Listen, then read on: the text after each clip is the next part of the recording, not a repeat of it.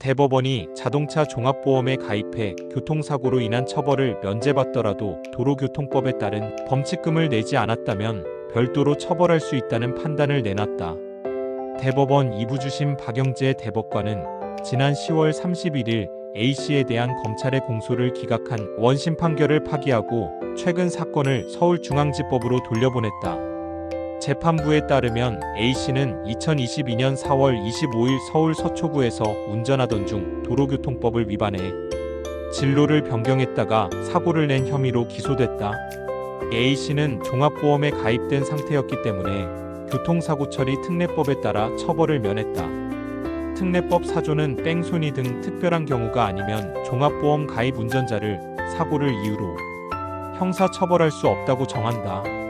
다만 A씨가 다른 차의 통행에 장애를 줄 우려가 있는데도 진로를 변경했기 때문에 경찰은 도로교통법 위반에 따른 범칙금 3만원과 벌점 20점을 부과했다. A씨는 범칙금을 한 번 냈다가 한 달 뒤 돌려받고 그 이후로 다시 납부하지 않았다.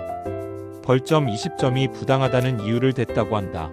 교통사고처리 특례법의 면책 조항으로 처벌을 면하게 되면 도로교통법에 따라 범칙금 납부 대상이 되고 납부하지 않으면 경찰서장이 즉결심판을 청구해야 한다.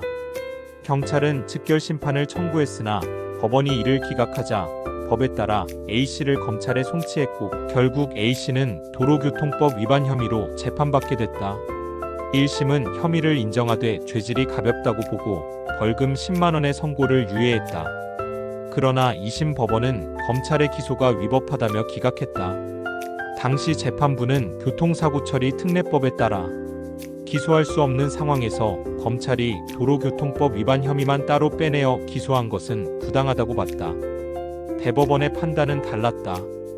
대법원은 이 사건 기소 절차는 관련 법령이 정한 요건과 절차에 따라 이뤄진 것으로서 거기에 교통사고처리 특례법의 취지에 반하는 위법이 있다고 보기 어렵다고 말했다.